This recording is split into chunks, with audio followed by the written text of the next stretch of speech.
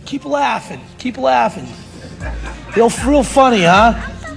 If any one of you that doesn't respect me or what I'm doing or what I've been doing for the last 3 months since it was been announced, and going against a guy like this, you'd have a big dump in your pants. Talk to him, Peter. I'm Hurricane Peter McNeely from Medfield, Mass. On Saturday night, watch me kick Tyson's ass. But if you haven't made your pay-per-view arrangements yet, make them soon. Because remember what happens when I wrap you in my cocoon. Peter, we have you for just a moment before you go out into the ring. Your thoughts before you get in with Mike Tyson. This is for my grandfathers, my grandmothers, my father, my mother, Curly, my 3 brothers, last but not least, Snubby. Mr. McNeely, what was it that you have told your son? And last but not least, Medfield! The instruction in the dressing room one time. This is Nevada State rules only. Protect yourself at all times. I expect a tough, clean fight.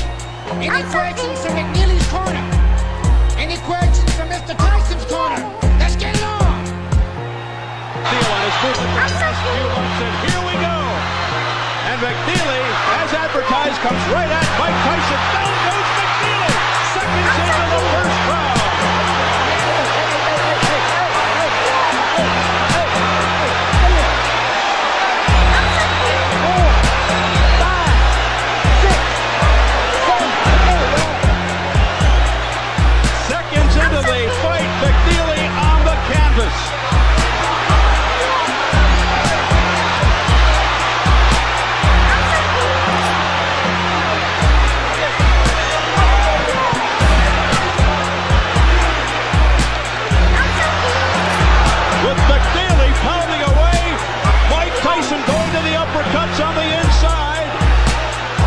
Seeming to just hang back there waiting for that one shot. He isn't moving, and he's letting McNeely get away with an awful lot of pounding.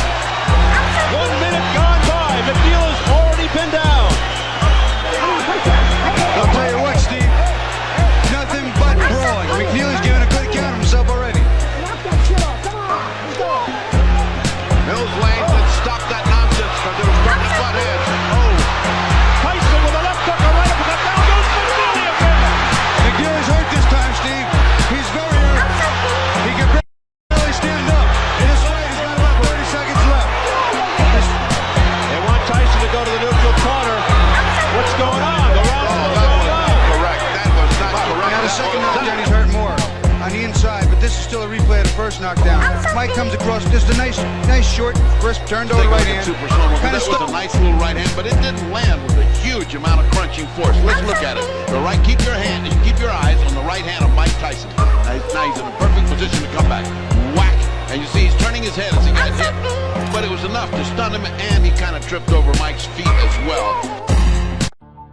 In the 1980s, a real killer from Brooklyn burst onto the scene, making his way through the whole division of heavyweights and knocking everyone out, one by one.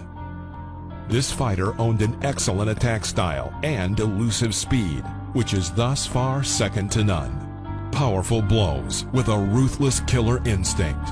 Iron Mike Tyson.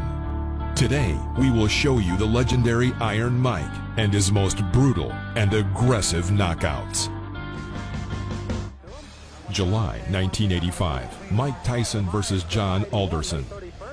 Tyson came forward in the opening round with a bit of headhunting against this much taller opponent. Alderson mostly looked to evade and occasionally pumped out a rangy jab or a straight right hand.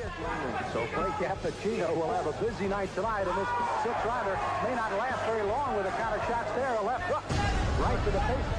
At the instruction of his corner, Tyson added more work to the body in round 2 and landed at a higher rate. A pair of right hands knocked out Alderson's mouthpiece at 1 minute 16 seconds. Right hand sends Alderson down. He's got a terrible cut over the left eye already. Clear. Alderson down in this round. They survive as he goes down again at the bell. He's got to get up. Now, the fighter cannot be strapped till he says okay. He is, and he goes into his corner. This will be a win to let everybody know that Donnie Long is back. October 1985, Mike Tyson versus Donnie Long. As always, Tyson started aggressively and threw punches to the head, sending Long down after 37 seconds. Well, that was quick. Tyson putting him down here early in the first fight. Cappuccino looking on closely. Despite coming back, Long was sent to his knees twice before the referee waved an end to the bout after 1 minute, 28 seconds. The left hand puts him down. He collapses, and this one is over as the doctors rush into the ring. Make no mistake about it. That was a good performance. Not just because of what November 1985, Mike Tyson versus Eddie Richardson. Go past the first round, Mickey Herskowitz. Well, you're looking at those. From the very beginning of the fight, it became clear that it wouldn't last long. Richardson held his hands low and tried to keep Tyson at a sluggish jab. As soon as he managed to hit his third blow, Tyson shot a long right to the head at the jump. It was not noticeable that Richardson was greatly shocked by the blow. After sitting a little on the floor, Eddie decided to get up. Eddie Richardson looking at the referee is in much distance. Tyson immediately tried to finish off his opponent. Nevertheless, Richardson tried his best to hang on to the end of the round and not let himself get hit. Tyson is a little icebox. Tyson, a fellow for whom everybody predicts a great future. If they can find some fights, then Left hand almost drove Richardson. I see right now a major flaw and problem in Mike Tyson's career, and that's going to be to have a fight that lasts long enough to get some good footage on it. I'm telling you what, it's hard to do. Mike Tyson, without a doubt. January 1986, Mike Tyson versus Mike Jamison. From the first seconds of the fight, Tyson shot a great uppercut in response to Jamison's right hit. Get that left jab out and keep this little guy off you. Here comes Tyson. James more tonight than he usually has been, and knows that Charles the Truth Williams. After the next clinch, Joe Cortez made another comment to Jamison. Hardly having received the command to continue, Tyson attacked the opponent with his most powerful 9-strike combination. He's got him down. Mike Tyson sends Mike. Tyson's tired namesake could not endure such pressure and fell to the floor. However, he quickly got up and was eager to continue the fight. Having a 4-shot combination on the body with a transfer to the head, Tyson forced his opponent to fall on his knee. Jamison got up once again and wanted to continue. However, Joe Cortez decided it would be better for him to stop the fight. Jamison wants to continue. Referee Joe Cortez says no. Jamison says he wants to go on, but the referee Joe Cortez says it is over here in the 5th round. June 1986, Mike Tyson versus Reggie Gross. From the very beginning of the fight, it was obvious that Reggie Gross was afraid of Tyson. He hit with a jab and immediately jumped back.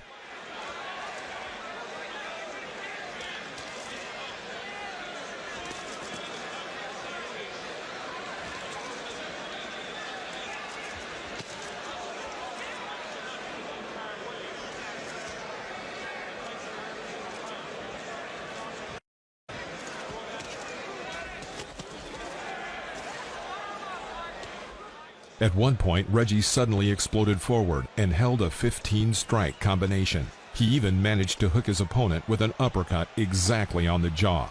But Mike Tyson waited for the right moment in a hail of blows, hit his crown blow from the left side, and sent Gross to the ring floor. The audience roared with delight.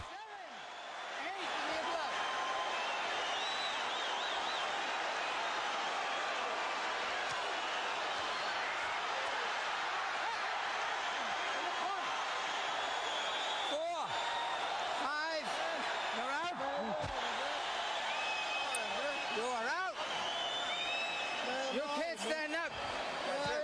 What? Come on, bro. You can't even walk. You're worrying about how you do. Come on. August 1986, Mike Tyson versus Jose Ribalta. Ribalta was the first heavyweight boxer who walked the entire distance with Iron Mike. The first round, Mike Tyson started with Jose Ribalta's powerful left-handed straight. He tried to develop an attack from the left side to the head, but his opponent dodged to the left and held up a glove.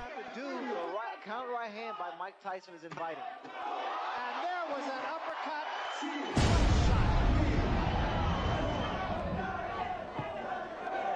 Oh, what a shot.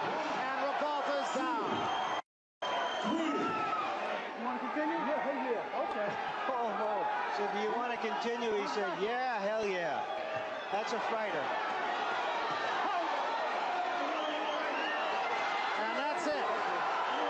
I want to say that there's no way Ribalta could win the fight, but I think October 1987, Mike Tyson versus Tyrell Biggs. Only 2 months prior to his match with Biggs, Tyson had defeated Tony Tucker by unanimous decision to unify all 3 major heavyweight championships and become the undisputed heavyweight champion.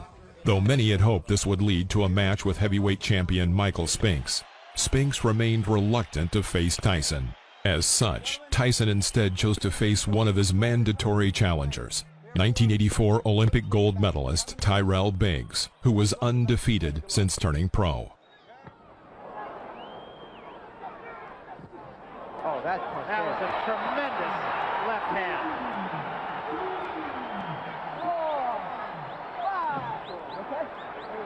Oh, this is it. He is gone right now. He has no legs at all. And 10 seconds to go in a round. There's a left hand. He's down again. It's over. It's all over. And it wasn't even close.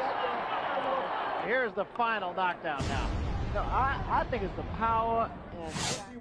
June 1988, Mike Tyson versus Michael Spinks. This bout represented a contrast of styles, with Tyson's speed and devastating power up against the unorthodox style of Spinks, who rarely looks impressive but has always found a way to win. Larry Holmes, the only man to have faced both fighters, predicted a Tyson win by knockout in 2 to 3 rounds.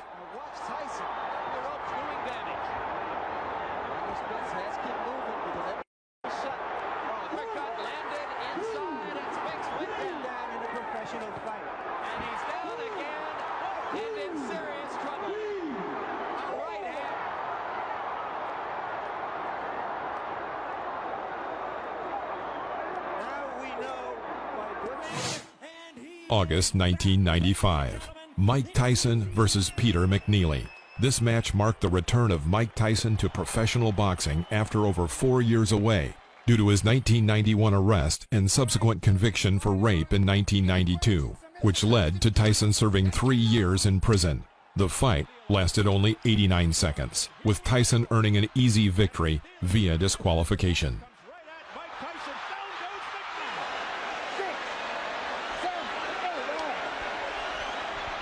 Seconds into the fight, McNeely on the canvas. Mills Lane said stop that nonsense because they were starting to butt heads. Oh. Tyson with a left hook, a right uppercut, down goes McNeely again. McNeely's hurt this time, Steve. He's very hurt. He can barely stand up. March 1996, Mike Tyson versus Frank Bruno II. Bruno, at the time, had been a professional boxer for over 13 years. He was a former European heavyweight champion and had received several shots at the world heavyweight title over the course of his career. And this is what Bruno expected. He said he's not looking for the Tyson who fought McNeely and Mathis. Here's a combination uppercut by Tyson. Tyson laying it on, pouring it on. Down goes Bruno into the ropes.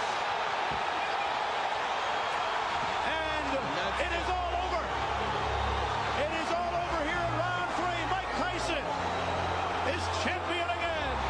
And that is it. Mike Tyson is back. The Tyson era has begun.